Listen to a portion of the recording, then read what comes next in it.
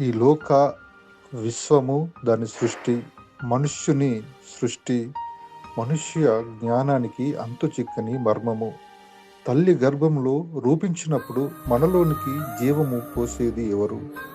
మనిషి పుట్టక అనేది సులభమైన ప్రక్రియ కాదు, అది దేవుని ప్రణాళిక. తల్లి తండ్రి వలన కలిగేది మాత్రమే అని మనము అనుకుంటాము, సామాన్య శాస్త్రము అని భావిస్తాము. కానీ రక్త బిందువులో ప్రాణం ఉంటుంది. అది ఎలా వస్తుంది?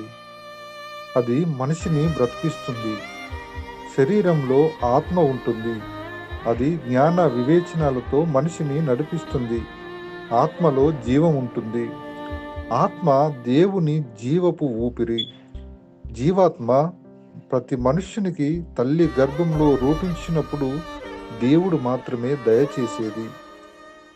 జీవవాయువు అయిన గాలిని మనము ఏ విధంగా అయితే చూడలేమో, అదేవిధంగా మనలోని జీవాత్మను కూడా మనము చూడలేము. శరీరము తల్లి తండ్రిల క్రోమోజోము జన్యు కణాల ఉత్పత్తుల నుండి రూపాంతరము చెందేది. మొట్టమొదటగా దేవుడు మనిషిని మట్టిలో నుండి తయారు చేశాడు. కాబట్టి ధనవంతుడైనా దరిద్రుడైనా మట్టి నుండి చేయబడిన శరీరము మట్టిలోనే కలుస్తుంది. సమస్తము మట్టిలో కలవవలసిందే. శరీరము, ప్రాణము మరియు మనలోని ఆత్మ, జీవ ఆత్మల ఏకత్వమే మానవ నిర్మాణము. ఇందులో ఏ ఒక్కటి వేరు అయినా మనిషి మనుగడ శూన్యము, మరణమే.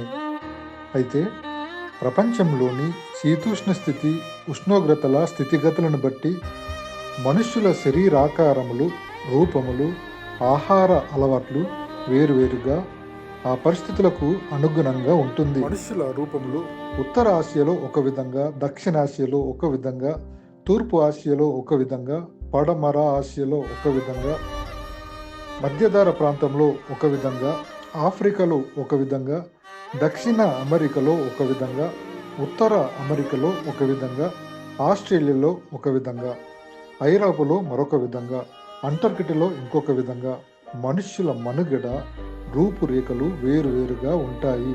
అయితే ప్రాంతము ఏదైనా, రంగు ఏదైనా, మనుష్యులందరి రక్త నమూనా ఒకటే. అందరికీ ప్రాణము, జీవము పోసేది మాత్రము సర్వ సృష్టికర్త అయిన ఆ దేవాది దేవుడే. ఆ దేవుడు ఒక్కడే. ఆ దేవుడే మానవ శరీరగా ప్రపంచానికి కేంద్ర బిందువైన ఇజ్రాయేలు దేశంలో వచ్చి మనుషులందరి పాపముల నిమిత్తము ప్రాణం పెట్టిన యేసు ప్రభువు మాత్రమే. మనిషి ఆలోచన సత్యాన్ని వ్యతిరేకంగా చూస్తుంది. ఆ సత్యము మనిషిని స్వతంత్రునిగా చేస్తుంది. ఆ సత్యమే యేసు ప్రభువు. ఆయనే మార్గము, ఆయనే జీవము, ఆయనే పరలోకమై ఉన్నాడు. మనుషులందరికీ ప్రాణము, జీవము పోసేది యేసు ప్రభువు మాత్రమే. ఈ లోక సృష్టిని, సూర్య చంద్ర నక్షత్రములు, గ్రహములు, ఈ సర్వ సృష్టిని ఆలోచించగా దేవుని సృష్టి ఎంతటి మహా అద్భుతమో అర్థమవుతుంది. చాలా సమూహములో, అనంత విశ్వంలో, ఇసుక రేణువంత భూమి మీద కోటాను కోట్ల మనుషుల మనుగడ, మహాసముద్రాల అలల ఆటుపోట్లు, జంతు జలరాశుల జీవన విధానము ఆలోచిస్తే దేవాది దేవుని సృష్టి ఎంతటి మహా అద్భుతమో అర్థమవుతుంది. ఆది అందు దేవుడు భూమి ఆకాశములను సృజించెను. ఆయన తన బలం చేత భూమిని సృష్టించెను. తన జ్ఞానం చేత ప్రపంచమును స్థాపించెను. తన ప్రజ్ఞ చేత ఆకాశమును విశాలపరచెను. శూన్య మండలం పైన ఉత్తర దిక్కునున్న ఆకాశ విశాలమును ఆయన పరిచెను. శూన్యం పైన భూమిని వేలాడదీసెను. భూమి కింద మేఘములు చినిగిపోకుండా ఆయన తన మేఘములో నీళ్లను బంధించెను. ఆకాశమును సృజించి వాటిని విశాలపరిచి భూమిని అందులో పుట్టిన సమస్తమును పరచి దాని మీదనున్న జనులకు ప్రాణమును, దానిలో నడుచు వారికి జీవాత్మను ఇచ్చుచున్న దేవుడైన యెహోవా.